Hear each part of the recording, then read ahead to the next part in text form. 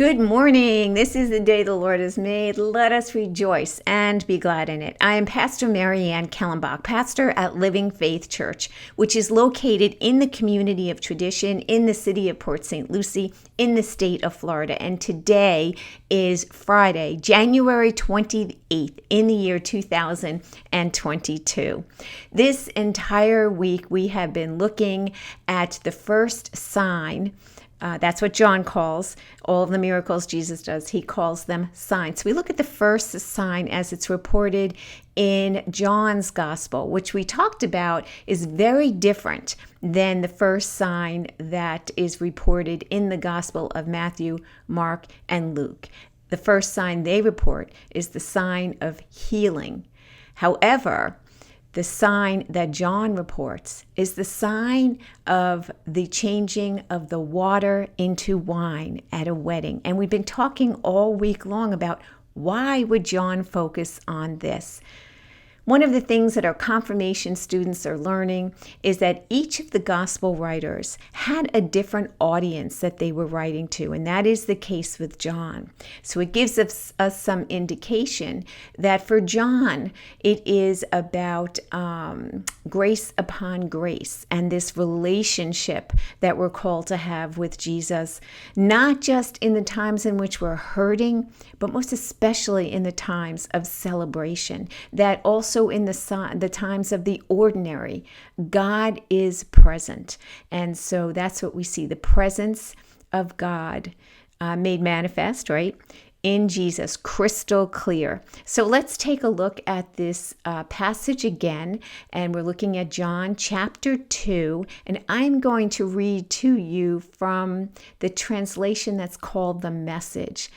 The New Testament was written in Greek, and for us who perhaps do not speak or understand or read Greek, we need for it to be translated into English. Anyone can do a translation. When I was in seminary, we were called upon, first you had to learn both biblical languages, Hebrew and Greek. Hebrew is actually my favorite.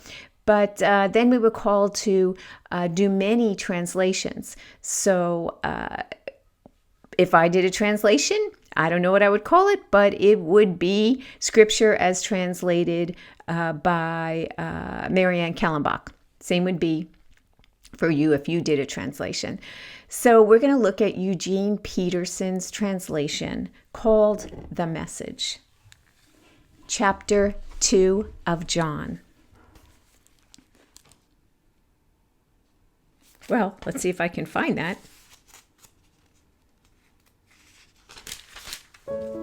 3 days later, there was a wedding in the village of Cana in Galilee. Jesus' mother was there. Jesus and his disciples were guests also. When they started running low on wine at the wedding banquet, Jesus' mother told him, "They're just about out of wine." Jesus said, "Is that any of our business, Mother, yours or mine? This isn't my time. Don't push me." She went ahead anyway, telling the servants, "Whatever he tells you, do it." 6 stoneware water pots were there, used by the Jews for ritual washings. Each held 20 to 30 gallons. Jesus ordered the servants, "Fill the pots with water," and they filled them to the brim. "Now, fill your pitchers and take them to the host," Jesus said, and they did. When the host had tasted the water that had become wine, he didn't know what had happened, but the servants, of course, knew. He called out to the bridegroom, "Everybody I know begins with their finest wines, and after the guests have had their fill, brings in the cheap stuff. But you've saved the best until now." This act in Cana of Galilee was the first sign Jesus gave, the first glimpse of his glory, and his disciples believed in him. When we talk about host here, we're talking about the wine steward, the expert, the one who knows quality wine from cheap wine. And it's funny because the bridegroom has absolutely no idea that this is even happening. But notice who Jesus says to bring the wine too. The best quality wine anybody could ever have. Perhaps the best this steward has ever tasted in his entire life. Remember, he's the wine expert. And he tastes it and he is fully, like, just filled with pure delight. And he says, oh my gosh, it's like, who does this? Usually people will serve the good stuff first. And then when he says when they've had their fill, he's really saying when they're just too kind of drunk to notice, then you give them the cheap stuff because they don't know anyway. Why waste the good stuff on the people who can't tell the difference at that point? And he's like genuinely delighted. He doesn't say he's like, who does that? Yeah. But a couple of things really struck me. One is that he's like totally delighted. Like, wow, this is a totally different way to do it. Maybe this is the way we should start to do it. You see, he doesn't at all question the sanity of the bridegroom, the host of the party. What he does instead is says, what a delightful surprise that you have done this.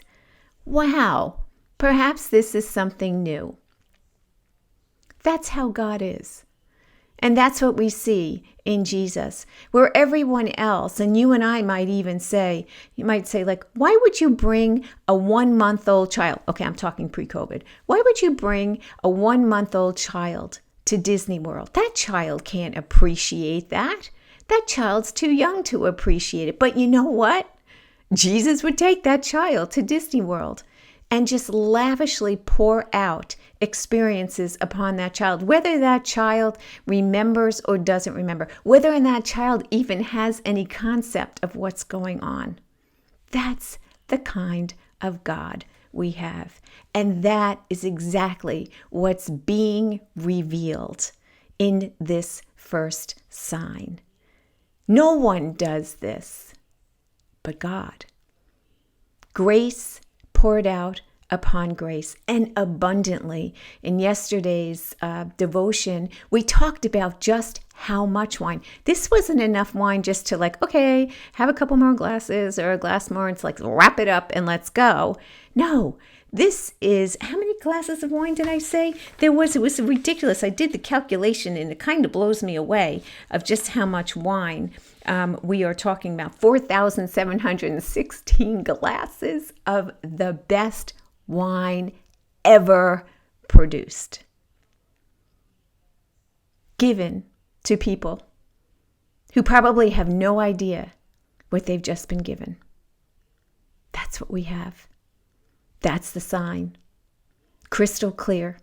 We have a God who is richly abundant, even when we don't even realize it.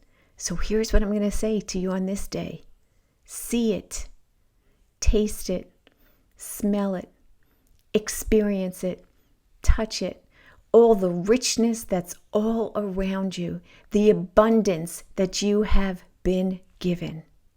On this day, open your eyes and see and hear and taste and give thanks for the gift of grace lavishly poured out upon you. Blessings, and I'll see you tomorrow.